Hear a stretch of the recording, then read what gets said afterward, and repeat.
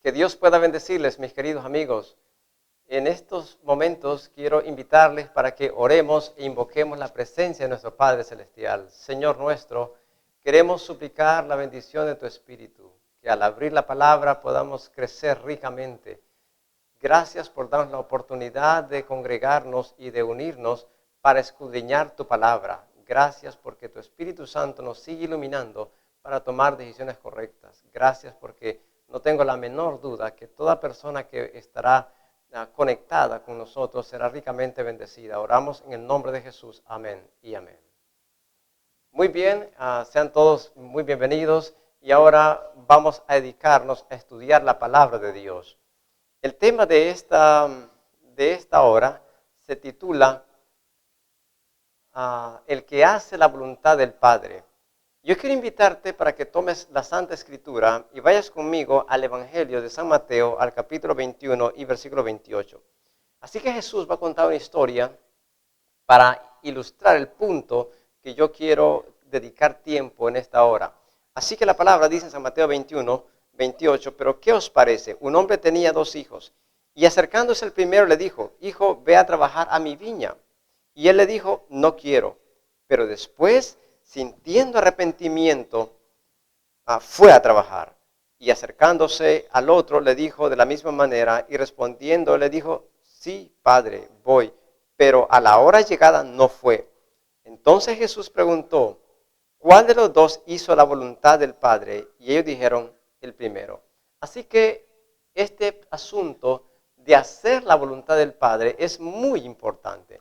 Y hay otro texto en Mateo 7:21 que declara, no todo el que me dice Señor, Señor, entrará en el reino de los cielos, sino el que hace la voluntad de mi Padre que está en los cielos. Así que es crucial que nosotros tratemos de contestar la pregunta, ¿cuál es la voluntad del Padre? ¿Por qué es importante que nosotros tengamos claro esto? Es importantísimo, amigos míos, porque de la respuesta clara que nosotros tengamos hacia la pregunta, de ello depende la entrada al reino de los cielos. Ahora, es importante que usted entienda lo siguiente. Nuestra salvación es por gracia y eso no le resta puntos a lo que estamos tratando de estudiar en este momento. Por otro lado, la gracia es la restauración en el Evangelio eterno. Por otro lado, el Evangelio es poder de Dios para salvación. Y la salvación es algo que se puede ver a través de un antes y un después. Es decir, usted puede decir antes de que yo aceptara a Cristo y que yo siguiera a Jesús, mi vida era así, pero cuando yo me entregué a Cristo, mi vida ha sido transformada. Así que entonces, para que entremos al reino de los cielos, es importante que nosotros tengamos clara la respuesta a la pregunta, ¿qué es hacer la voluntad del Padre? Ahora, con esto en mente, entonces, en el Evangelio de Juan, el capítulo 7 y el versículo 17, yo quiero invitarte para que leamos rápidamente, dice entonces la palabra de Dios así, Juan 7, 17, dice la palabra, el que quiera hacer la voluntad de Dios conocerá si la doctrina es de Dios o si yo hablo por mi propia cuenta. Es importante entonces que nosotros observemos que si queremos entrar al reino de los cielos, tenemos que saber cuál es la voluntad del Padre y este texto nos dice que Jesús enfatizó que la doctrina tiene que ser correcta o la doctrina tiene que ser la doctrina de Dios. Ahora, en el libro Primera de Juan, ese libro cortito, el capítulo 2 y versículo 17 dice, el mundo pasa y sus deseos, pero el que hace la voluntad de Dios permanece para siempre. Ahora es importante entender que el que quiera entrar al reino de los cielos tiene que hacer la voluntad del Padre y el que por la gracia de Dios es salvado, ese pues va a permanecer porque ha conocido cuál es la voluntad del Padre. Ahora, en el libro de San Mateo, el capítulo 19, versículo 16, hay algo interesante que nosotros tenemos que ver en esta hora. Y entonces dice San Mateo 19, 16, entonces vino uno y le dijo, maestro, ¿qué bien haré para tener la vida eterna? Esta es una pregunta capital. Esa pregunta es sumamente valiosa y es demasiado importante para que nosotros no le busquemos la respuesta y ver cómo el maestro contestó a ella. Así que dice, ¿qué bien haré para tener la vida eterna? ¿Qué es lo que yo necesito hacer para tener la vida eterna? Y entonces Jesús le dijo, ¿por qué me llamas bueno? Ninguno es bueno, sino uno, Dios. Mas si quieres entrar en la vida, guarda los mandamientos. Y entonces le dijo, ¿cuáles? Entonces Jesús le dijo, no matarás, no adulterarás, no robarás, no dirás falso testimonio, honra a tu padre y a tu madre y amarás a tu prójimo como a ti mismo. Es interesante que la mención de los mandamientos que Cristo le cita allí son los que pertenecen a la segunda tabla, que será un estudio posterior que tendremos para que usted entienda el tema. Ahora, es importante entonces de que Jesús se refiere a los mandamientos escritos en la segunda tabla que se resumen en amar al prójimo como uno mismo se ama. Ahora, Jesús le citó entonces los mandamientos, así que usted puede deducir que para entrar al reino de los cielos tenemos que guardar los mandamientos. Ahora, el punto aquí sería, para entrar al reino de los cielos, por la pura justicia que produce la ley, ¿es que podemos entrar? No, no nos referimos a eso. Nos referimos que por amor a Jesús, por la transformación del Evangelio, entonces nosotros obedecemos, y cuando obedecemos, la obediencia es fruto de nuestro amor y temor a Dios. Entonces, nos preguntamos, los mandamientos a los cuales Cristo se refiere, tiene que ser a los 10 mandamientos. Por eso es que en el mismo Evangelio de Juan 14:15, Él dice, si me amáis, guardad mis mandamientos. Y ustedes recuerdan Juan 15:14, dice, vosotros sois mis amigos si hacéis lo que yo os digo. Ahora, con esto en mente, entonces, nos tenemos que hacer el siguiente planteamiento. ¿A cuáles mandamientos específicamente se refiere Cristo? Por otro lado, ¿cuál es la base de la obediencia? Y la otra pregunta que vamos a analizar es, ¿sin santidad veremos al Señor? Amigos, al llegar a estos tiempos complicados que estamos experimentando, tenemos que tener claro este asunto. ¿A cuáles mandamientos se refirió Cristo en el contexto del joven que le hizo la pregunta? La otra pregunta, ¿cuál es la base de la obediencia? ¿Qué es lo que me motiva a obedecer? Y el otro punto que vamos a analizar es, ¿sin santidad veremos al Señor? Ahora, amigos, respondamos entonces a la primera pregunta, ¿a cuáles mandamientos se refiere Cristo?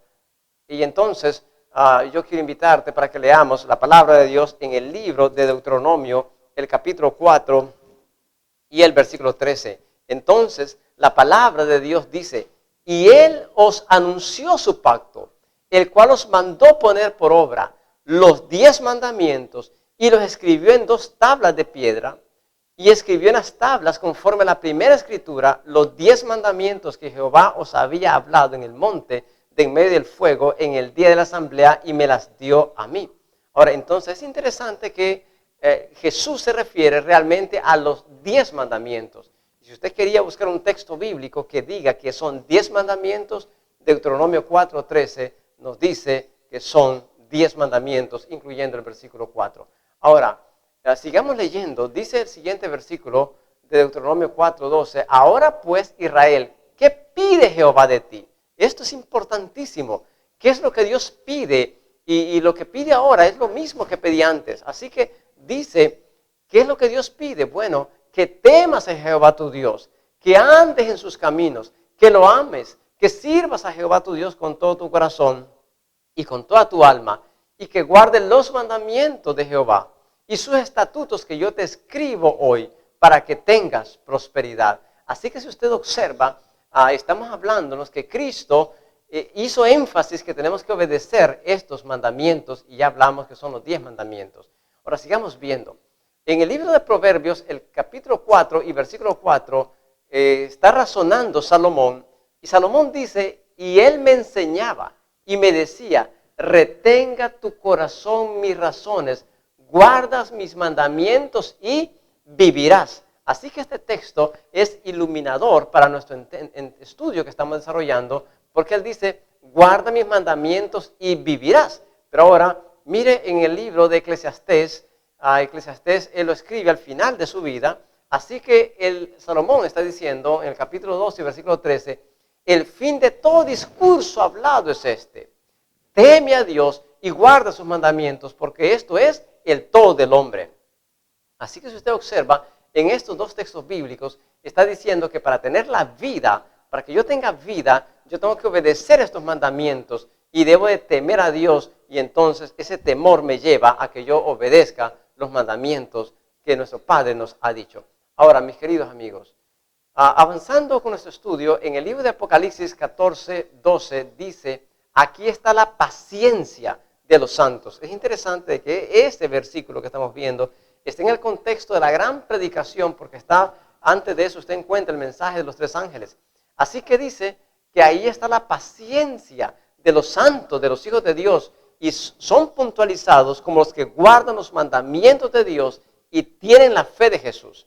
Y en el libro de Apocalipsis siempre, capítulo 22 y versículo 14 dice, bienaventurados los que guardan tus mandamientos para tener derecho al árbol de la vida y para entrar por las puertas de la ciudad. Amigos míos, así que en lo que estamos viendo aquí, estamos descubriendo que para que nosotros entremos al reino de los cielos, como ya leímos en la introducción de este estudio bíblico, en Mateo 7:21 decía, no todo el que me dice Señor, Señor entrará en el reino de los cielos, sino el que hace la voluntad de mi Padre. Así que el hacer la voluntad de nuestro Padre es que nosotros guardemos sus mandamientos. Ahora, mis queridos amigos, entonces podemos puntualizar que Cristo, cuando le respondió al muchacho qué tenía que hacer para entrar al reino de los cielos, Jesús se estaba refiriendo a los 10 mandamientos. Ahora, mis queridos amigos, la pregunta subyacente que viene de nuestro estudio que estamos haciendo aquí es, ¿quién escribió los 10 mandamientos? Porque existe un problema. Hay muchas personas que dicen que el escritor de los 10 mandamientos en verdad no fue Dios, sino que Dios iluminó la mente de Moisés y fue Moisés el que escribió. Pero gloria al Señor, amigos, que tenemos la palabra, que tenemos la Biblia, y por eso es que yo le hago énfasis a usted, que tenga en sus manos su Biblia y que pueda correr lo más rápido sobre la palabra y leer los textos para que usted se convenza a través de la Santa Escritura. Así que mucha gente dice, mire, no, fue que Dios le reveló eso en la mente a Moisés y Moisés los escribió. Bueno, ¿realmente fue así? ¿Moisés fue el que escribió o fue Dios el que escribió? Bueno, gloria al Señor que tenemos la palabra y entonces yo quiero invitarle al libro de Éxodo, el capítulo 31 y el versículo 18, y dice la palabra de Dios así, y dio Dios a Moisés, cuando terminó de hablar con él en el monte del Sinaí, le dio Dios 2 tablas del testimonio, tablas de piedras escritas con el dedo de Dios. Mis queridos, este texto que estamos leyendo nos puntualiza, nos enseña que el escritor de los 10 mandamientos no fue Moisés, sino fue Dios. Dios lo escribió en 2 tablas de piedra y dice que lo escribió con su dedo. Ahora, hay otro texto que nos aclara también esto y está en el mismo libro, en el capítulo 32 y el versículo 16. Dice, y las tablas eran obra de Dios y la escritura era escritura de Dios grabada sobre las tablas. Así que, amigos míos, sin ninguna duda podemos decir que el escritor de los 10 mandamientos no es Moisés, sino es Dios, nuestro Padre eterno, es el que escribió estos mandamientos. Ahora, estamos hablando de preguntas subyacentes sobre el tema de los 10 mandamientos. Ahora, tenemos que preguntarnos también, si Dios escribió esos mandamientos, como algunas personas enseñan, de que ya ahora mismo ya no ocupamos más ley, que ya no ocupamos, y cuando se refieren a ley, realmente están refiriendo a los mandamientos, como vamos a hacer un enfoque más adelante en estos estudios que estaremos exponiendo en este lugar. Entonces, la gente dice, no, ya no hay más ley, ya no hay más mandamientos. Pero la pregunta es, si Dios los escribió en la mente de nuestro Padre Celestial, ¿por cuánto tiempo Él estaba pensando que iban a estar los mandamientos? Bueno, mi amigo querido, en el libro de los Salmos, el Salmo 119, que es un salmo maravilloso que le animo para que usted lo estudie y pueda ver, pueda corroborar la bendición de ser obediente allí en ese salmo. Entonces en el Salmo 119, el versículo 152 dice, hace ya mucho que he entendido que tus mandamientos, en otras versiones dice que tus testimonios, que para siempre los has establecido. Cuando usted mira ese símbolo que aparece ahí en rojo en su pantalla, descubre que ese símbolo es el símbolo del infinito.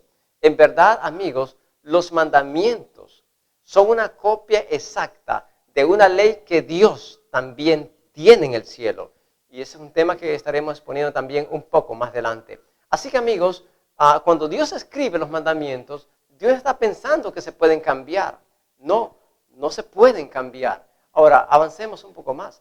En el libro de Eclesiastés, Salomón escribiendo, el capítulo 3 y versículo 14 dice, he entendido que todo lo que Dios hace será perpetuo. Cuando usted le dice la palabra perpetuo, obviamente usted está pensando que es algo que es por siempre, por los siglos. Así que el escritor dice, sobre aquello no se añadirá, ni de ello se disminuirá. Y lo hace Dios para que delante de él los hombres teman. Por eso es que es interesante que el mensaje del primer ángel de Apocalipsis 14, 6 nos enseña que uno de los componentes de ese mensaje es temer a Dios.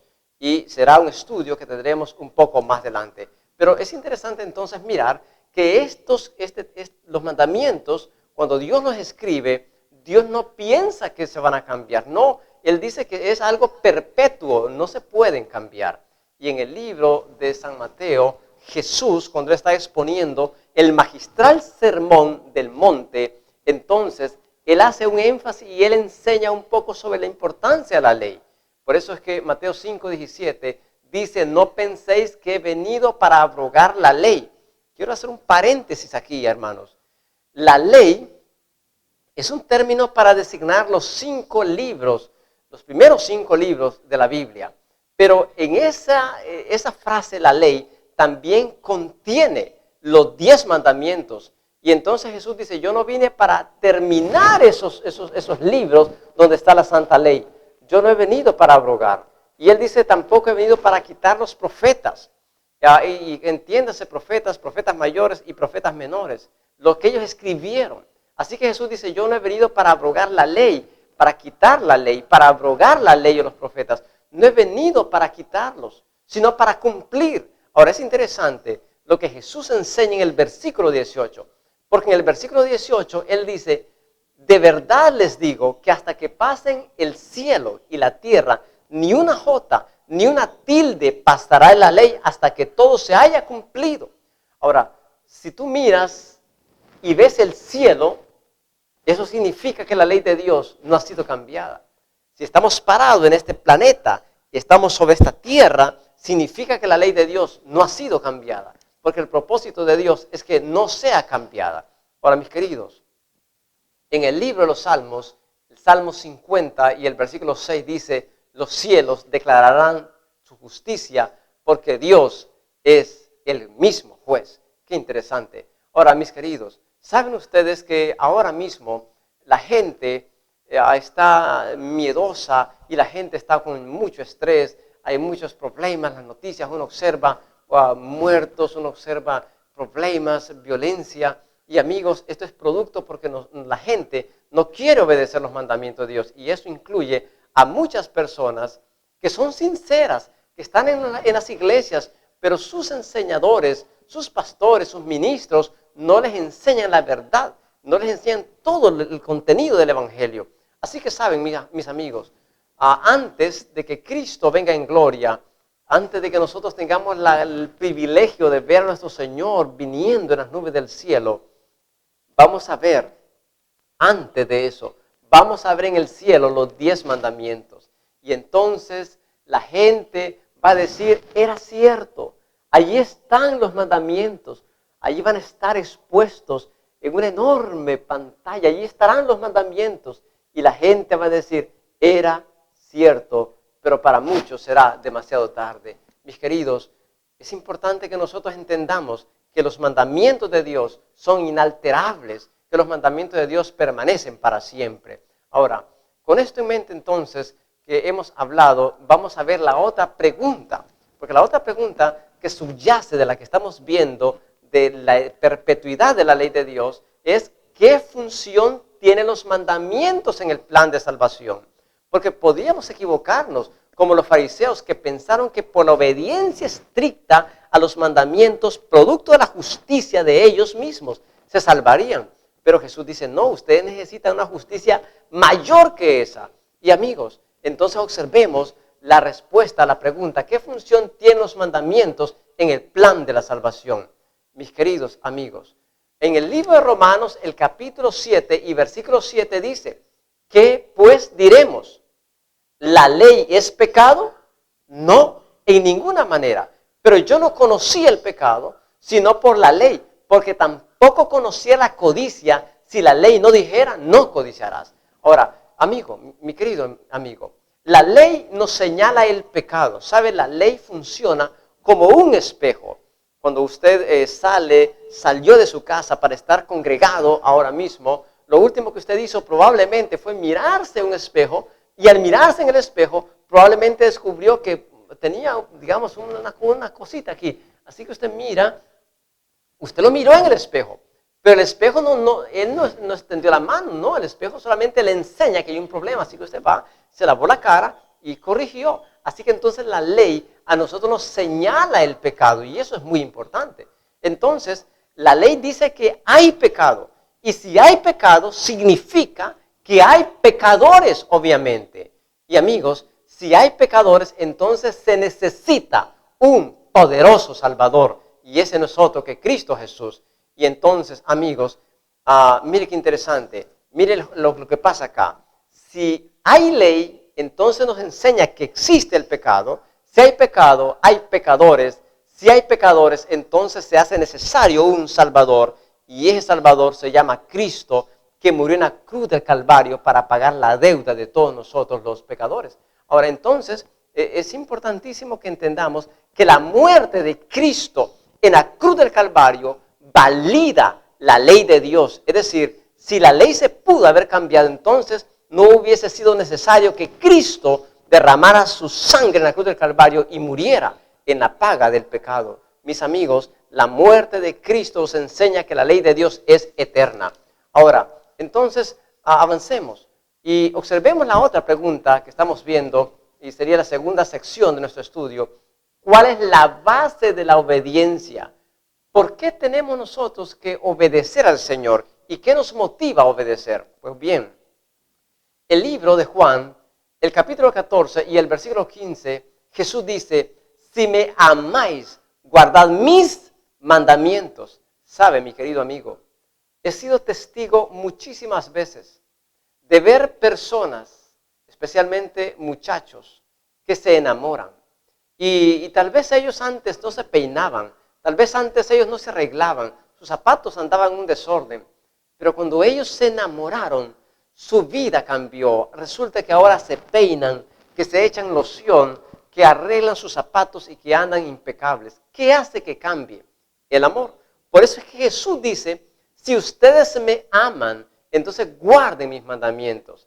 Así que, mi amigo, como usted puede ver, la base de la obediencia no es un temor a un Dios malo, a un Dios que busca cada vez que me equivoque darme un garrotazo. No, hermanos, no es así. Esto funciona en el vínculo del amor. Por eso es que el primer fruto del Espíritu Santo se llama amor. Ahora, en el libro de Romanos, el capítulo 13 y el versículo 10, Pablo, en esa magistral carta que escribe sobre el gran tema de la justificación por la fe, ubica la importancia de la obediencia como fruto del amor a Dios.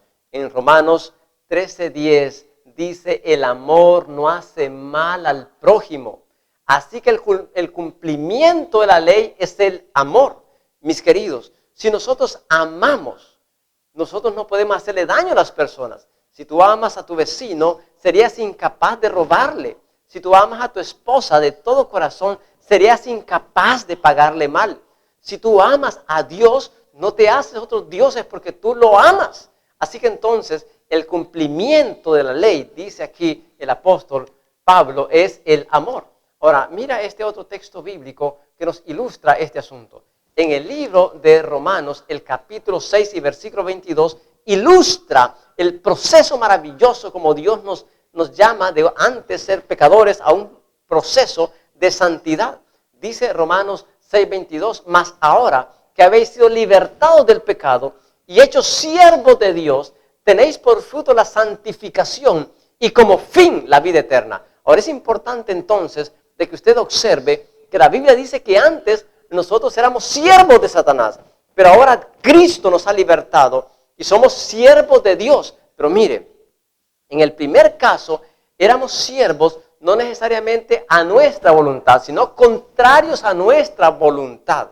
Se cuenta una historia en el tiempo que habían esclavos, de que había un hombre que andaba buscando comprar un esclavo. Así que dice que ese hombre era un hombre cristiano. Así que los esclavos estaban colocados en un puerto y ahí estaba el mercado donde lo estaban vendiendo. Y entonces el hombre cristiano empezó a ver allí a los esclavos que estaban a la venta y él dijo, este me interesa, este es el que yo quiero. Así que entonces dice la historia que el que estaba vendiendo le dijo, mire, querido señor, este hombre, este esclavo, no se lo recomiendo porque es un mal esclavo. Él ya lo han comprado y lo traen porque él, cuando lo llevan allá a sus casas, él no hace nada y él es un mal esclavo. Así que el cristiano siguió diciendo, mire, en verdad el que yo quiero es este. De manera que dice la historia que él pagó por aquel esclavo y entonces se lo llevó. Y dice que aquel hombre iba enojado, iba contra su voluntad.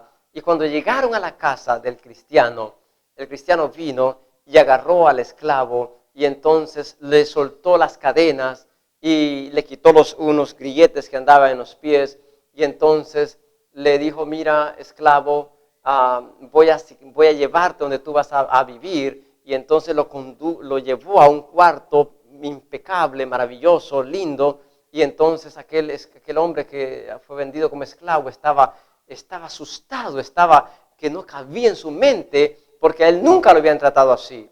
Así que aquel esclavo rebelde ahora estaba en la casa de un hombre que le estaba dando amor y en la mañana siguiente aquel cristiano llamó al esclavo, lo sentó en la mesa, comieron de la misma comida que él estaba comiendo y lo trató con tan grande amor. Y la historia dice que ese día él no le puso ninguna responsabilidad.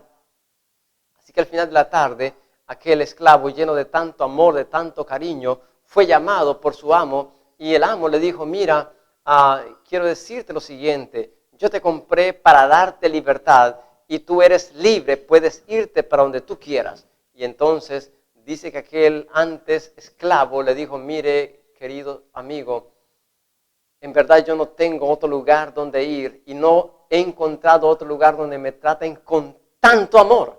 Así que de ahora en adelante yo voy a ser su esclavo, yo voy a vivir para usted y voy a hacer todo lo que usted me mande por la manera en que usted me trata. Y el cristiano le dijo, mira, en verdad ese no es el plan. Yo te compré para darte libertad. Pero la historia dice de que aquel hombre que antes había sido esclavo se quedó allí porque él fue ganado por amor. Pues exactamente.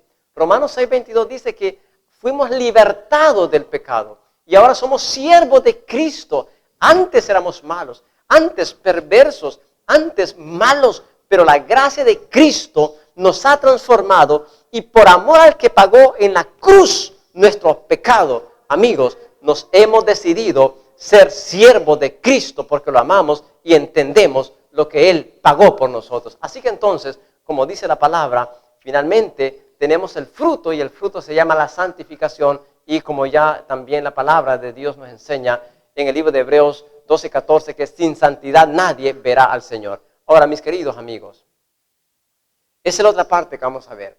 ¿Sin santidad veremos a Dios? Bueno, ahí está el texto. El libro de Hebreos, el capítulo 12 y versículo 14, Pablo dice, seguid la paz con todos y la santidad sin la cual nadie verá al Señor. Es importante que estudiemos un poquito el texto y hagamos un análisis breve del versículo. Dice que hay que seguir la paz con todos y es importante. Pero dice que sin la santidad nadie verá al Señor. Ahora, ¿por qué es esto? Porque la santidad no es algo que yo produzco. La santidad es algo que Dios me da a mí. Yo entro en un proceso de santidad no por mis méritos, sino por los méritos santos de Cristo Jesús. Y cuando yo voy entendiendo este proceso de santidad, entonces voy entendiendo el gran valor de la ley de Dios. Por eso es que David decía, abre mis ojos, Señor, y miraré las maravillas de tu ley. Sí, mis queridos amigos, es importante que nosotros entendamos que en este proceso de santidad no podremos ser santos quebrantando los mandamientos de nuestro Padre Celestial.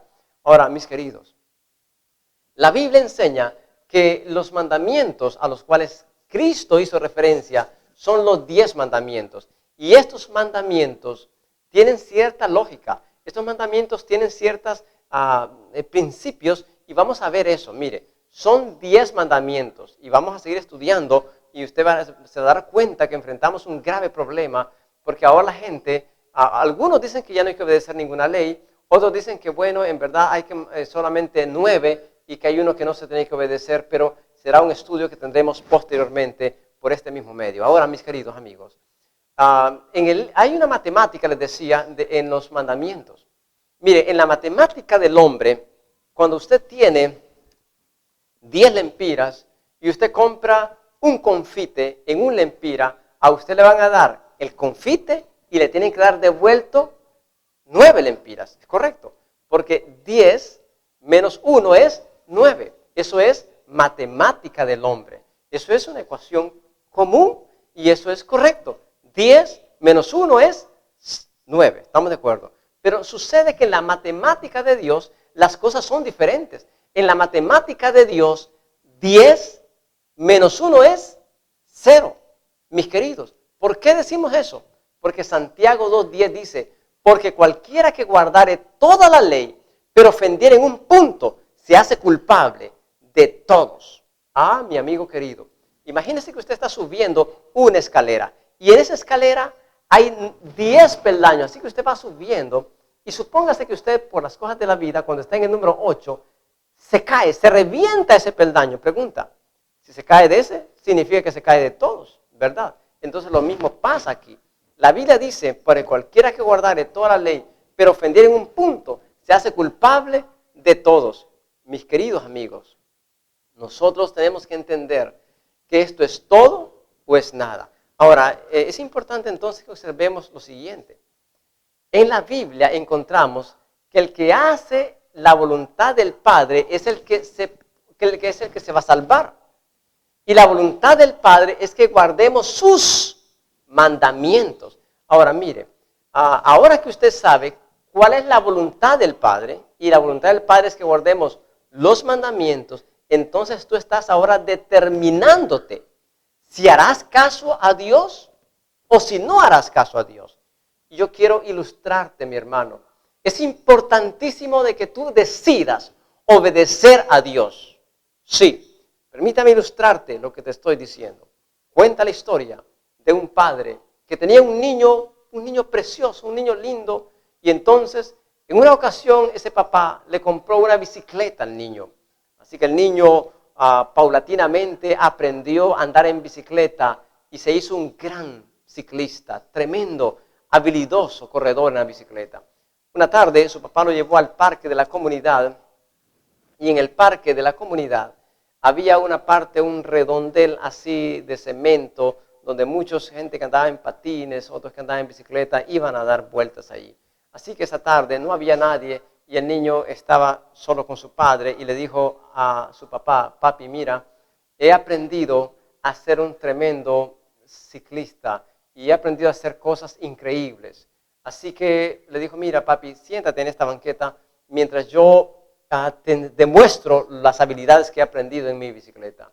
Así que entonces el niño empezó a correr en aquella bicicleta a una gran velocidad a la orilla, que en aquel círculo pavimentado se movía a una velocidad increíble. Y entonces en un momento el niño pasó allí con la bicicleta y le dijo, papá, mira, voy sin una mano. Y efectivamente que el niño solo con una manito y la otra levantada. Y el papá sentado en aquella banca, él sentía las manos que le sudaban al ver a su hijo haciendo eso. Y entonces allá en la otra vuelta el niño pasó a gran velocidad y le gritó, papá, sin las dos manos. Y qué tremendo aquel niño en aquel gran movimiento en aquella bicicleta manejando solo con dos manos. Así que entonces dice que pasó una tercera vez y en la tercera vez fue algo mucho más atrevido lo que estaba haciendo. El niño venía con un pie en el manubrio y otro pie donde uno se sienta allí en la bicicleta. y pasó a gran velocidad aquel niño. ¡Wow! El padre no aguantó y le gritó, niño, cuídate, niño, ¿qué estás haciendo? Así que el niño pasó a gran velocidad y entonces al ratito el niño venía otra vez despacito en la bicicleta y ahora venía con las manos y le dijo, papi, papi, sin dientes, me estrellé. Mis amigos, exactamente esto es lo que pasa. Miren, tenemos que aprender a hacer caso a lo que Dios dice. La voluntad del Padre es que nosotros guardemos sus mandamientos. Y existen maneras, como ya hablamos, para guardar estos mandamientos. La manera para que nosotros podamos guardar estos mandamientos es que amemos a Jesús. Ahora yo quiero mostrarte así en los próximos minutitos que me quedan, mostrarte que hay un texto bíblico que es una señal de los tiempos del fin. En el libro de San Mateo, si tienes tu Biblia, por favor, abra allí San Mateo, el capítulo 24, y entonces mira una señal de los tiempos del fin. San Mateo 24, el versículo 12 dice, y por haberse multiplicado la maldad, el amor de muchos se enfriará. Mi querido amigo, el amor de muchos se enfriará por haberse multiplicado la maldad. Tal vez usted está diciendo, hay tantas iglesias, y entonces ¿a dónde tengo que ir? Este dice de una manera, este otro de otra manera. ¿Para dónde? Mi hermano, gloria a Dios porque tenemos la Biblia. Gloria al Señor por la palabra, porque ella nos enseña. Ella es el mapa, ella es la brújula que nosotros tenemos que seguir en este camino. Y lo que yo te he enseñado en esta hora es lo que Dios dice en su palabra.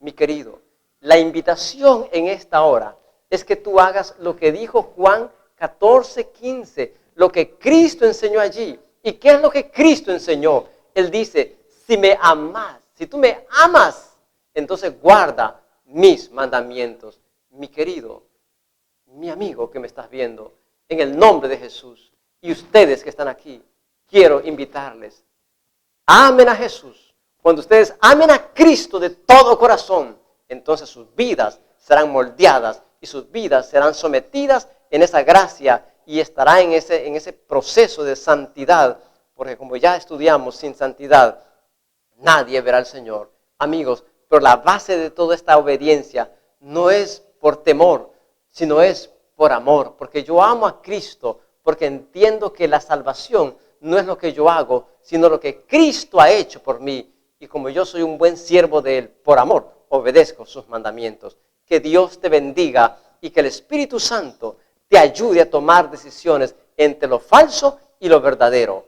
Oremos. Padre Santo, suplico una bendición especial para que esta palabra expuesta pueda ser recibida, creída y practicada. Ayuda a aquellas personas que están para tomar decisiones. Gracias por acompañarnos en esta hora. En el nombre de Jesús. Amén y amén. Que Dios te bendiga. Es mi deseo y oración. Y que la paz de Dios sea en tu corazón.